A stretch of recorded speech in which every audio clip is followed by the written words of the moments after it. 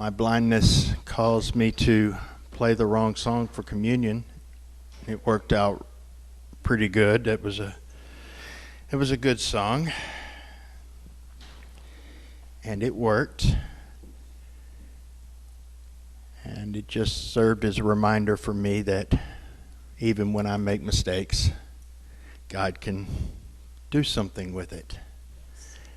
And I'm grateful for that. It's something on my mind as we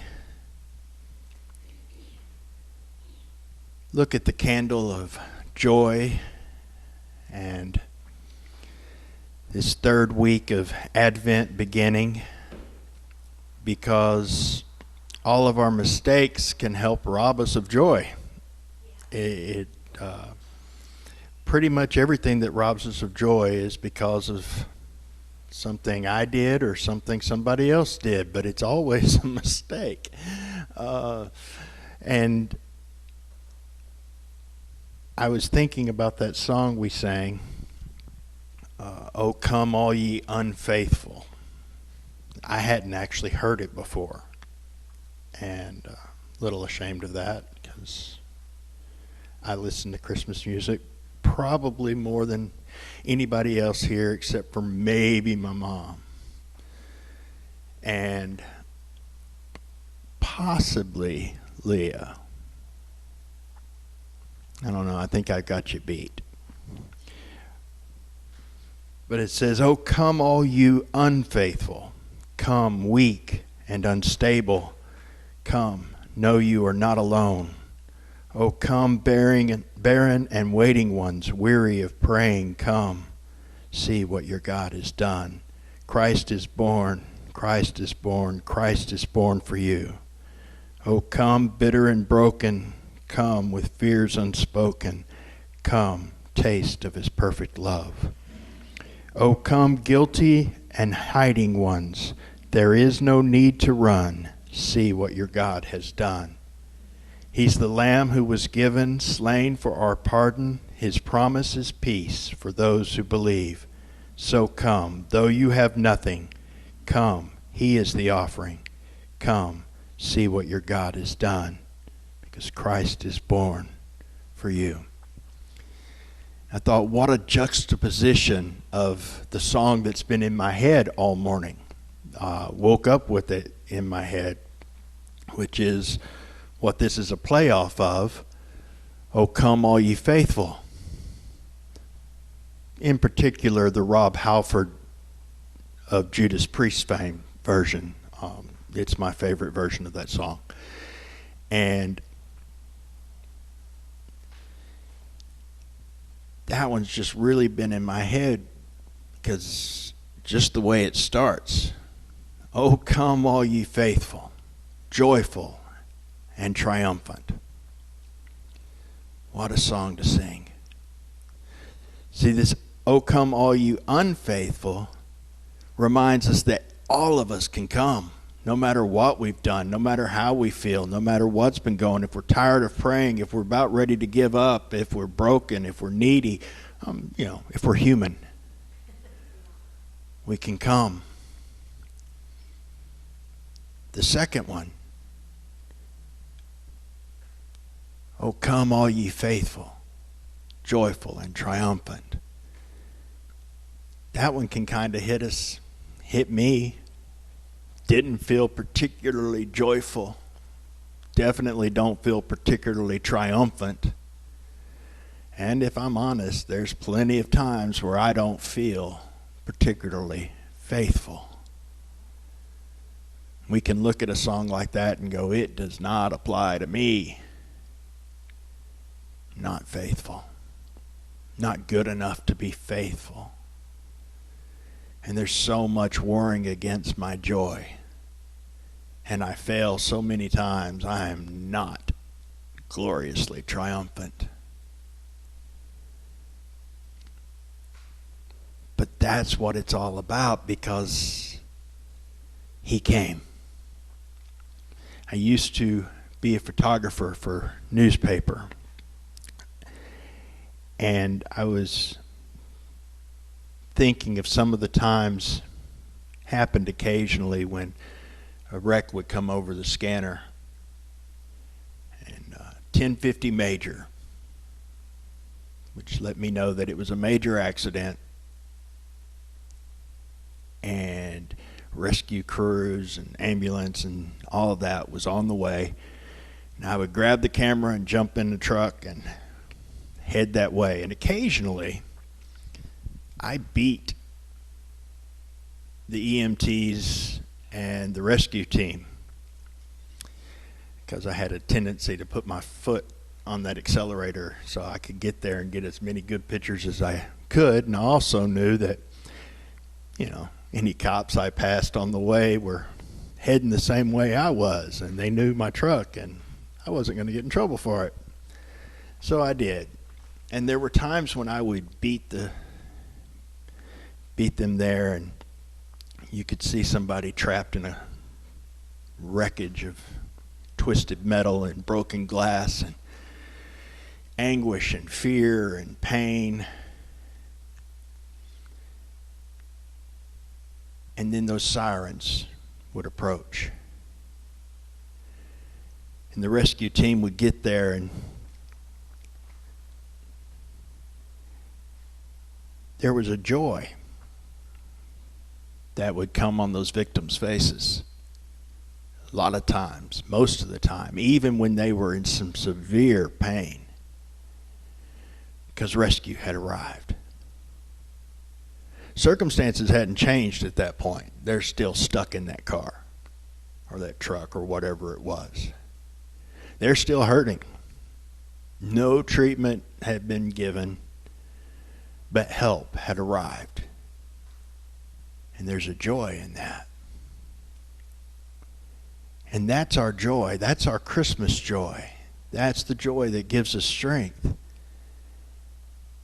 Help has arrived. The circumstances may still suck. We're kind of still stuck here in this wreckage. But we're being taken out of it. We're being rescued. And we are triumphant because we triumph with Him because He triumphed. He won the war over death and sin and evil, and He gave us His victory.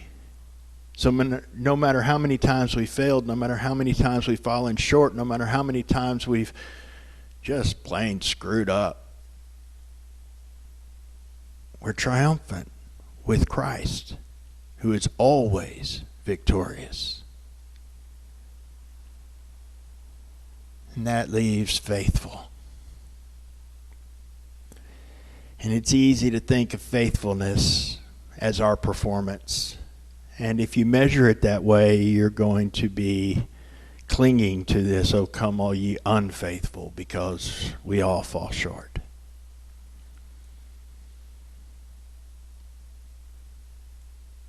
Faith comes by hearing. Hearing by the word of God. And if you have heard Him say, "Come," and you said, "Yes, I want that," I'll run to my daddy's arms, putting my trust in Jesus and what He did. You are counted as one of the faithful. So you can sing that song. We can take these songs that are considered seasonal and we can kind of lose sight. They can just become, background noise or something we sing. And there are a lot of people who sing a lot of Christmas songs that have a great message that you can tell they don't believe it. It's no different for them than to sing Santa Claus is Coming to Town. They believe them about the same. And songs filled with the glory of Jesus' coming get mixed in with songs about the spirit of Christmas and legends about fat men and talking snowmen and things like that. And it can kind of get lost. But the truth of the matter is, if the only music you had was certain Christmas music, you'd be fine. You might get tired of it. Some people can't listen to the same song 100 times in 3 months and still like it. I can. But the gospel message is all through that. Hey, we were the unfaithful ones. We are the broken ones. We are the weary ones. We are the captive. And he came and he wrapped himself in flesh. Help has come. We may be sitting in a pile of wreckage. Wreckage that's our doing. Wreckage that somebody else is doing. Wreckage that's just due to sin on earth and the curse that it brought. But rescue has come. And because of that, we can have joy. We know that this moment is temporary. So no matter how much we're hurting, no matter how much we've fallen short, no matter how much we failed, no matter how much we're missing, how little we have, those who have nothing can come and have joy. It's a joy that can't be stolen. It's a joy that gives you strength because you know that when this moment is over, there's something better because rescue has come. That's our joy. That's the joy we look forward to. That's the joy we can experience not just at Christmas but every day. It's the joy that comes from relationship with God. And that idea that you can have relationship with God no matter how messed up you are is the joy that gave Jesus the strength to walk to that cross and allow himself to be nailed to it. That's a pretty serious joy that can let you overcome the fear and anguish and pain and rejection that was. It's the same joy that can get us through this life so that the wreckage of this life is not the end of the story. It's not the end. It's the prelude. Because this joy lasts for eternity. Joy to the world. The Lord has come. Not everything is good. Not every bit of pain is gone. Not every healing we need has come. Not our bank accounts are flush. Not everybody we love is here. The Lord has come. That's our joy. That's our peace. That's our hope. And that is worth everything.